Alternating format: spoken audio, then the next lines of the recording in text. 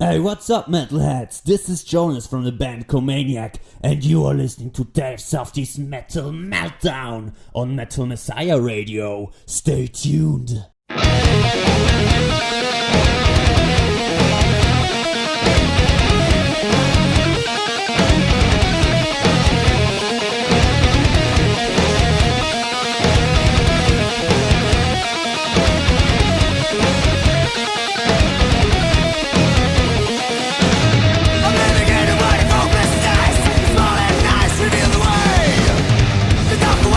Deep inside, nothing, as any madly. This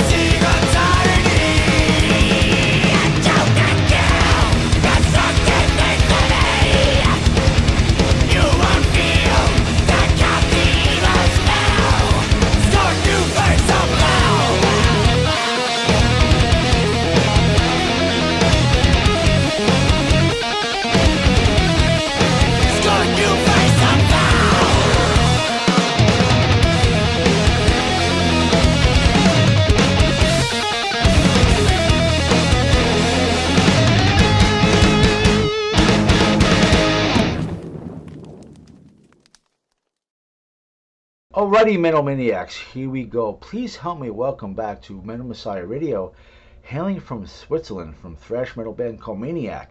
Joining us once again, we have the vocalist, guitarist, leader of the band, Jonas Schmid. Hello, everyone. Thank you for having me. Welcome back to the Metal Meltdown, Brother Jonas. Thank you for taking the time to be here. Thank you for reaching out to me because it's always a pleasure to talk to you. How are you doing out there? I'm doing fine. Thank you very much. We just finished a recording of the album a few months ago. We had the busy times just promoting the new music, trying to get all the good deals, with the distribution, which is coming up for the CD, for vinyl, for cassettes and everything. So busy times for us, but good times, of course. Excellent. It's always great to talk with you. It's great to have you back again to talk about your upcoming new album, Holodox. I'm just curious, it's been 3 years already. It seems like yesterday, really, for me, but has there been any changes within the band since your last offering, Instruction for Destruction? And either way, would you be kind enough to tell everyone who makes up the current lineup of Comaniac? Sure. I mean, we had the lineup change on the bass. There's Strahler is our new bassist. He's actually from Germany originally, and we are a Swiss band, so all the other people are from Switzerland. But now we meet up in Switzerland for rehearsal. It's Joel on bass, Valentin on guitar, and Stefan on drums. Those two, Valentin and Stefan, have been in the band for the last 4 years now, and yeah, I'm very glad to have these people on board because they're awesome, and I think we made a pretty cool collaboration for the new record, for the new songs. Well, as you know, or maybe you don't know, Jonas, I'm a big fan of Comaniac, and I've always loved the sound of your great thrash band. It really has a legendary sound, and being that you're back here to talk about the new offering, let's learn all we can about Holodox. For this offering, did you have the same process as far as writing the music, as far as the lyrics and the melodies, or did you have a different way of getting the music ready this time? Comaniac has always been around the word perfection. We wanted to try to make the best music possible, of course, but we struggle a lot with that. You always think you can do better, you can do better, you can do better, and that's really the force which helps us to get better and better, but we're never gonna reach any kind of perfection. But I think the word perfection is a very interesting word for us, especially also in context of society, which tries to get better and better, but sometimes you really struggle on this way. And I think the word Holodox is also has a meaning to this whole idea of perfectionism in the band. And I would love to explain that to you if you have the time for it. Sure do, please. I'm excited to hear about this. Yeah, I think it has changed a lot, everything, the songwriting, the structure of the band, how it works, also with the new lineup. But I think this third album has been produced and written and a lot by myself, and actually just trying to break new ground, so try to get the thrash metal music a little bit more exciting. I think thrash metal nowadays has become a bit too much of a copying the legendary bands like Exodus and Metallica, big influences, of course, for us. But our goal has always been to create something new, to create something exciting, and that's what we wanted to do on Holodox. I appreciate that, and I agree with you. Many thrash bands that come out, you could say, wow, this sounds like Testament or Metallica or Slayer or Destruction or Creator. And so I'm understanding what you're saying. You want Comaniac to be as original as it can, and yet still be thrashy. And that's absolutely, that's the point. And that's what you are. We try to. I think there's still a long way for us, but I think we're on the right way. With Holodox especially, I think you can hear a big development compared to the other two records we did. And I think it's maybe to explain what Holodox means. It's actually a fictional word which we came up with. It's not like Return to the Wasteland, our first album, and Instruction for Destruction, which had this big, huge title, album title. We just wanted to have one word like in your face, but also which makes you kind of curious what's the meaning behind it. And the meaning behind it is to explain this perfectionism. Holodox is like a word put together from holo, which means it's from Greek, which means like whole, like the whole. Okay. Like whole, and dox means opinion from Greek as well. So it's like a whole opinion, the one opinion which like an answer to all the questions. That's what we had in mind about this word holodox. That's very interesting. Yeah, you know, we think a lot about what if we had like a thing going on which for humanity, not especially for music, but in humanity, to answer all questions, you know, to answer the questions about life, about the meaning of life, and all these very abstract but very interesting questions. And the word holodox describes that will from us to grab as much out of life as possible. That's a great description, because holodox, I'd never heard of the word before, and just hearing you describe it, it all makes sense. And I could understand that you being very hard on yourselves to be perfectionist. You want the best for yourselves, and I know you're always striving to be the best you can. So I appreciate your words and what you're trying to do with holodox. So this is great. And what studio did you have this mixed, mastered, and recorded in? We went to the New Sound studio, which is run by Tommy Vetterli, a very known guitarist in the metal underground. He's playing the guitar in the legendary Swiss band Coroner, and he has worked with a lot of bands. The most known band, I think, is Eluveitir from Switzerland, the folk metal band. I'm familiar with them, yeah. And they have like 11 people in the band or something like that, right? Exactly, yeah. Totally different sound which we make, but still, I think Tommy is a very awesome person, an awesome producer, and of course with his band Coroner, he had a big influence in our songwriting and also musical interest. And we were very glad to hit him up for this third album. Very nice. And I noticed this is scheduled for an April 3rd, 2020 release. And it looks like you're going to be released to a new label, MetalWorld, instead of the SAOL. And this is the plan, correctly, right? Absolutely. We were discussing many weeks, even months, about the record label. We had a lot of offers, kind of, some better and some less interesting. But we were thinking a lot about the label situation, not just for us, but in general. And we had just a feeling about our past experience in the scene is that the most dedication, dedication is actually from the underground people. You know, the people who put their heart and soul into something, like you know, into your radio.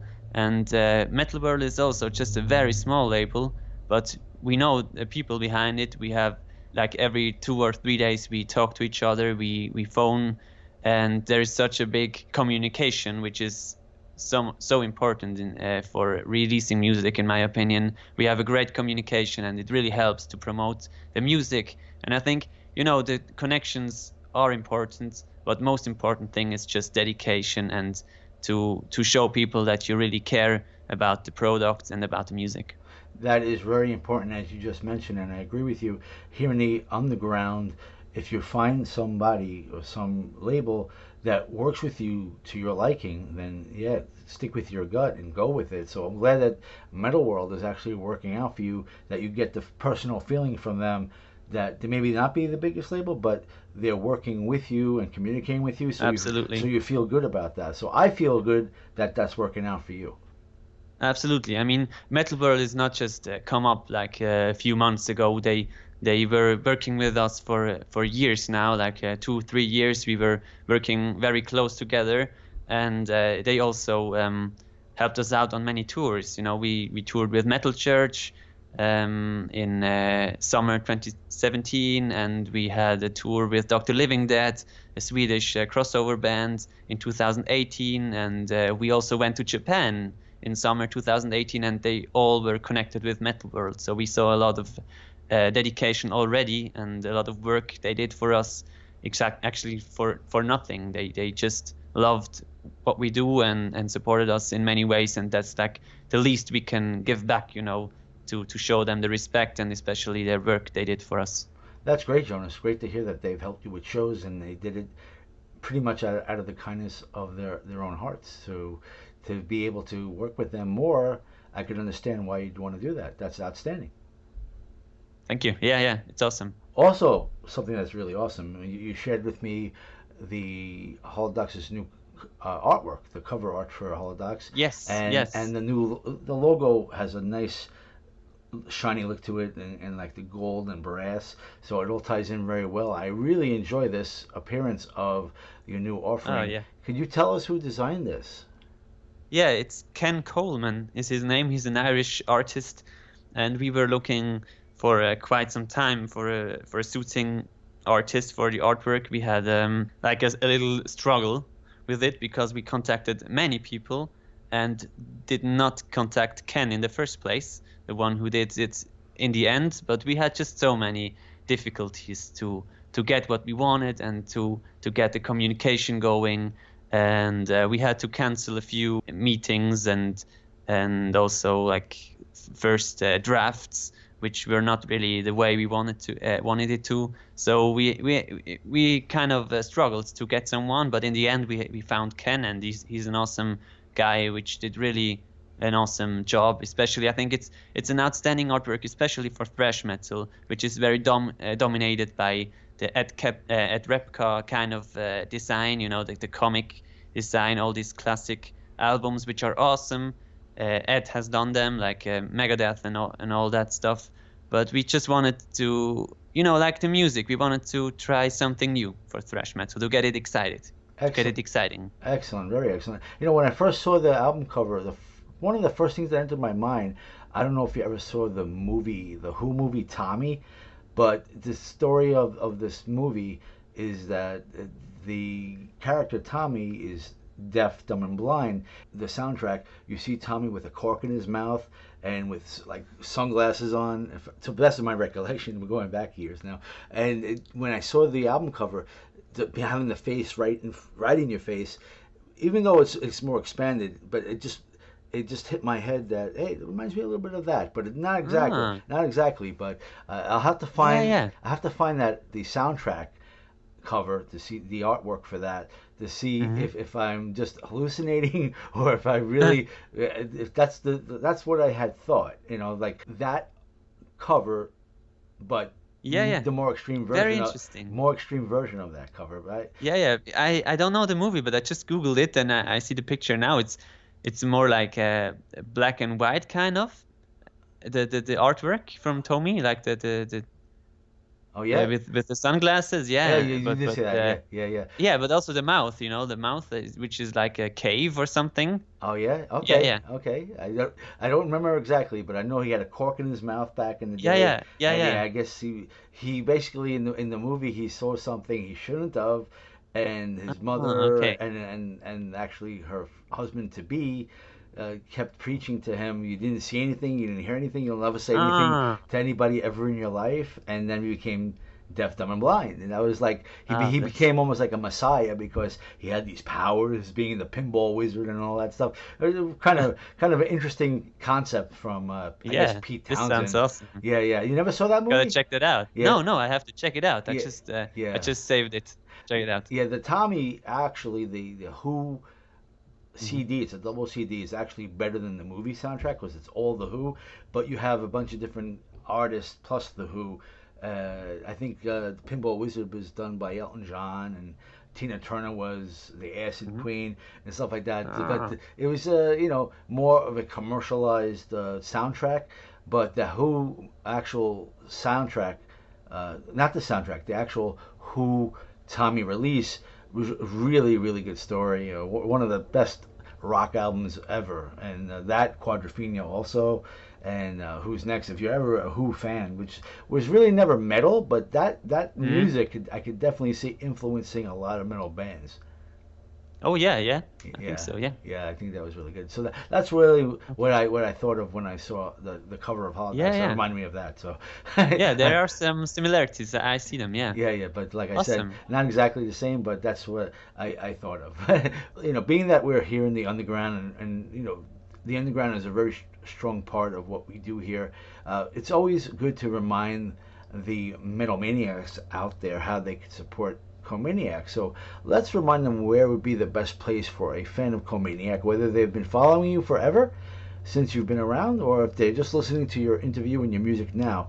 Let's inform them on the best places where they can get the CD and other merch that you may have available to support the band. I'm going to give a few links. Of course, your Facebook, Comaniac Official, and your Bandcamp, comaniac.bandcamp.com /releases. And I believe this is also your official homepage, comaniac.ch.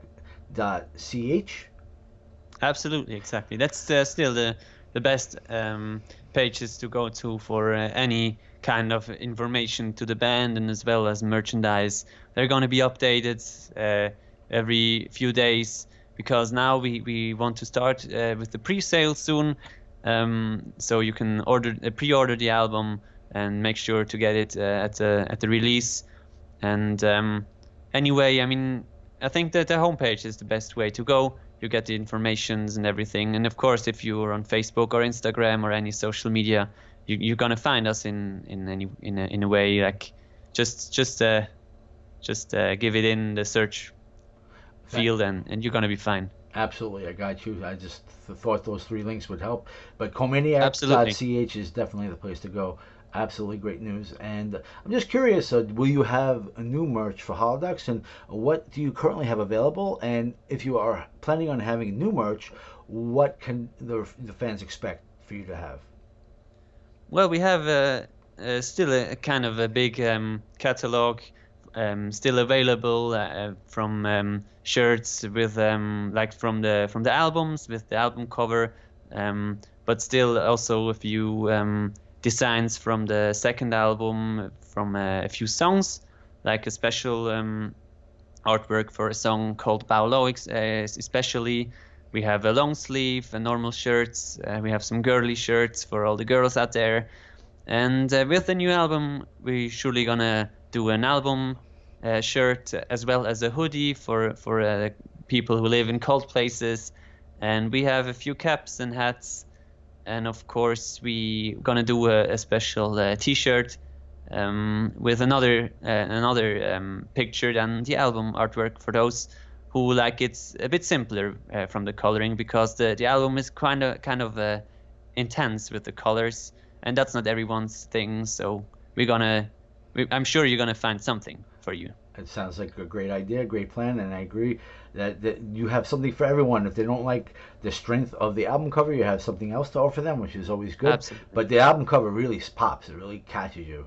I think you did a great job. Yeah, I think so, yeah. Yeah, you did a great job with getting that out there. And Good. Let's talk about your CD release show and what other shows you may have lining up for the Holodox release. I noticed that on April 11th, you actually have a scheduled release show with an Italian band. I actually had an interview with a couple years ago, Ultraviolence, which is a really great thrash metal band, and Swiss heavy metal band, Judge Minos, which I'm really not familiar with that band, but I see that you have them coming up on some Comaniac shows, especially on the 11th. So congratulations on that. And did MetalWorld get you organized this CD release party, or did you get this done on your own? Because it sounds like it's going to be a really great show. Yeah, it's organized by MetalWorld. They have a booking agency which is doing all the organization for the album release, and I'm very happy to have Judge Minus with us. They're the first band, and actually our former guitarist Dominic, he was in the band for a few years and recorded the first album with us. He's in this band. It's the new band from him, And Ultraviolence, as you said, it's an awesome band from Italy. You should check them out if you like thrash metal. They're gonna kick your ass. It's awesome. Yes, and just ironic, we're talking about like movie soundtracks and stuff like that. Mm-hmm. Actually, Ultraviolence, what I didn't realize when I interviewed them, all their artwork is taken from the movie Clockwork Orange. So, exactly. And that makes for an interesting story as well. Yeah, I think especially now, maybe back then they had their first album. I don't know when exactly it was when you interviewed them, but now after 3 records, you really can see the concept behind it, and I really like it. They are thinking a lot about their band, and I really appreciate that. Yeah, I think their last release I did the interview for, I think it was Operation Misdirection. I noticed after the interview, they had their CD art with like a big eyeball, where you could see in the eyeball the Clockwork Orange characters. But I recently noticed on the newsfeed that they re-released the cover art that they actually wanted, and it really is actually even better.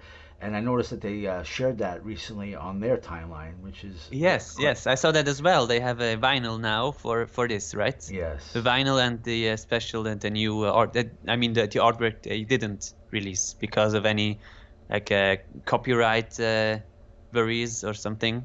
Yeah, so that's they were worried about copyright. I guess so, but this is going to be a great show with you and Ultraviolence together.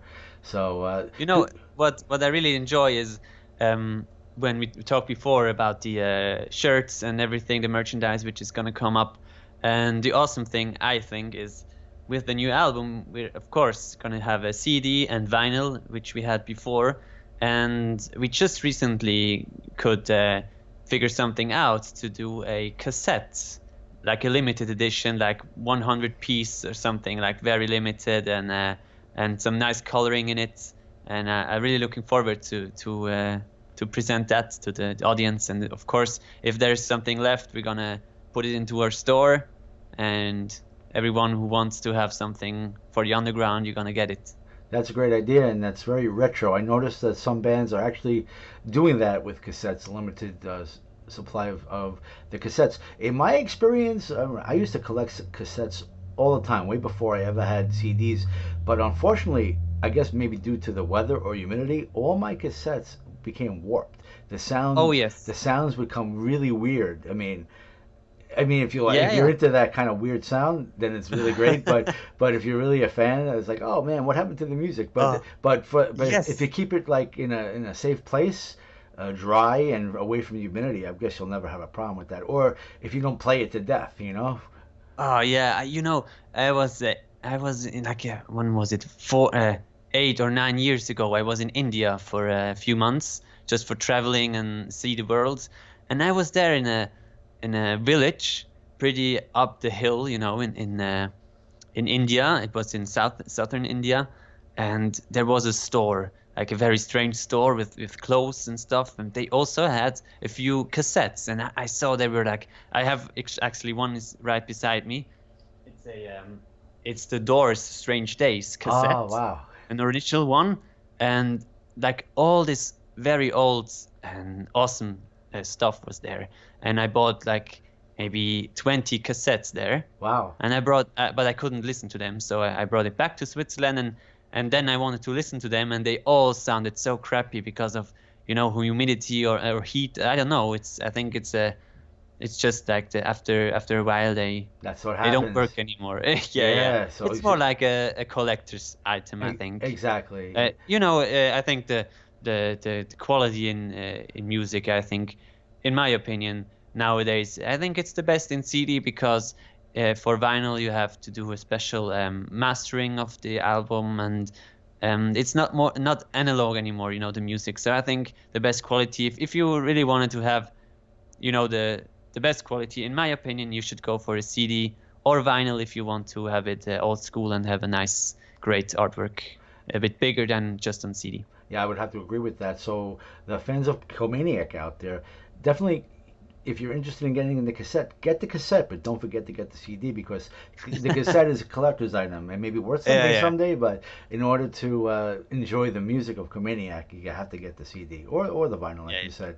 And let's talk about some videos. I noticed that you have a couple of new videos and a video actually on the way, as you just released a couple of days ago, a brand new single called Head of the Snake, and it says new video coming soon, so we'll be looking forward to that. And it was not that long ago you released a new video called The New Face of Hell, and I guess it wasn't that long ago I saw the first video. Maybe it was, I don't know, maybe it couldn't have been a year ago, but I saw the actual Holodox video for the pre-release for the album. So I'd like to learn more about these videos and the upcoming videos. If you could give us any information on how they got made, who directed them, who edited them, where they were made. We would love any information that we can hear about, and what the fans could expect for the new video coming out for the new single, Head of the Snake. Whatever you could tell us, we would really appreciate that. Yeah, you were right. The album track Holodox has been released in September 2019, actually, so more than half a year ago. And the reason because of that was we were on tour with a band called Iron Flame from America. We were touring Europe. They're our label mates in MetalWorld, and they just released a new record as well. And we were on tour with them, and we just were, like, prior to the tour, we were talking to each other and said, let's do something special for the tour, for the people to get, only on tour. And we decided to do a split, one song from them and one song from us. And we did Holodox for this special occasion. We gave Holodox, and they gave another song. And that's when we released it.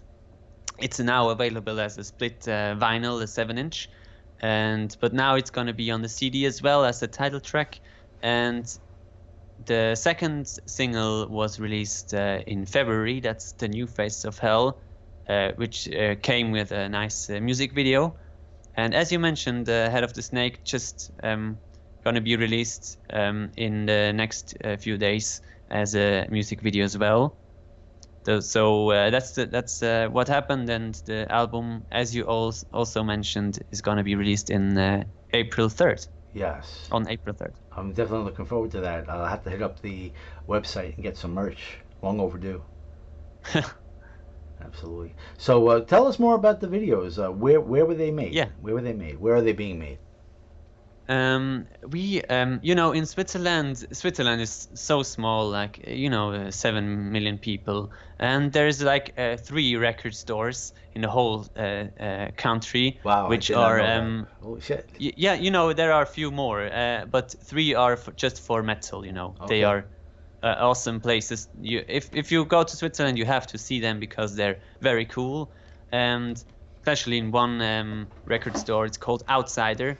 I often spend my time there, listen to music, discover new music. And there's this one guy called Steve who is always in this place. I remember every time when I go there, he's there. And so I talked to him a few times, and then he told me, he's interested in doing music videos and stuff, and he would love to do something. And I said, yeah, of course, let's do that. And that's how it happened. So it's more like he's a local guy, but he's such a very creative person. We met so many times to bounce with ideas, figure something out, and I think that the result is pretty cool. It is a song about fear, about fear in mankind, and especially how to deal with it. And that's why the song is called The New Face of Hell, because dealing with still this very old picture of hell, but trying to discuss about new things that make a hell for people. I see. I hope I could explain it right. I appreciate you taking the time to explain that. Yeah, sure. You're definitely painting the picture for me. One thing I want to mention is you mentioned about having the record stores in your area in Switzerland. Yeah. I remember when I was a kid, I had some of my favorite record stores, but unfortunately for what I'm seeing, all of them are closed down. There are no more really record Yeah, stores like there used to be. I think it's the world of the digital format and absolutely. CDs, and more people are getting this online than they are getting it at record stores. Yeah, absolutely. That's the same in Switzerland. There's so many record stores have been shut down, um, but this one, especially in my the local store, this is such an awesome place, and I think it has so much character to go into this shop. That's why people still go there, because it's just an awesome place, and the guy who is there selling, the owner of the store, he's such a cool guy, supporting the local scene as well. You get every CD from local artists there, and he's such a cool guy. I think that's the reason why he still survived after all these changes in the music industry. Yeah, I can understand that, because people that are looking for something, especially if it's older release, that you're not going to be able to find that really anywhere unless you go to one of these unique Mm, antique record places that actually have this, because it's a collector's item. So it makes it exciting for people where you can find a record place, a record shop out there. They're going to have the stuff maybe you're looking for.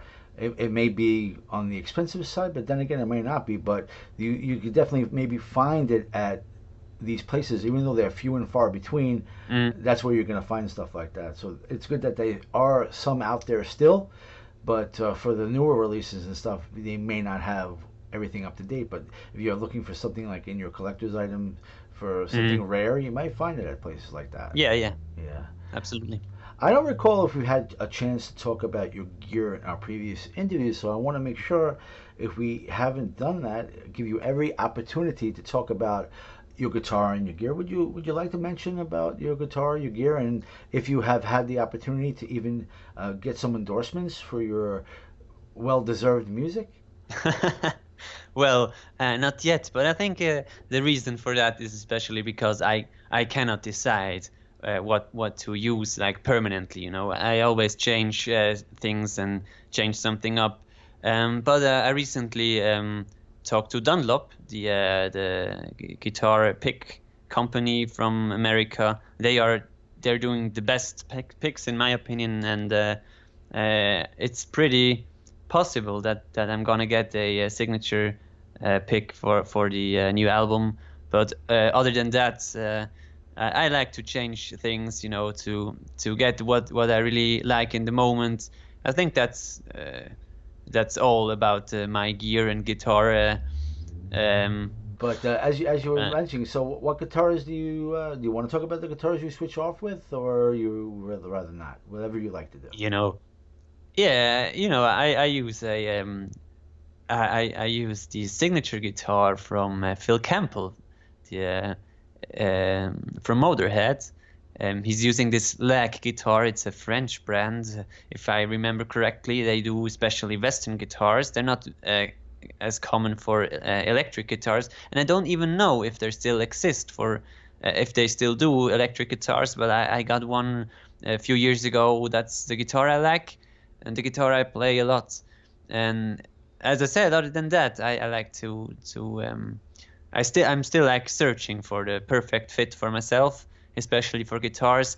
I think that the market has been a bit thinner than before. And a few years ago, I think a lot of brands have disappeared, like PC Rich and brands like that, which had a big name, but they disappeared. And also Gibson is for myself has been a bit disappointing the last few years, quality wise. So I'm really looking forward to finding a brand I enjoy.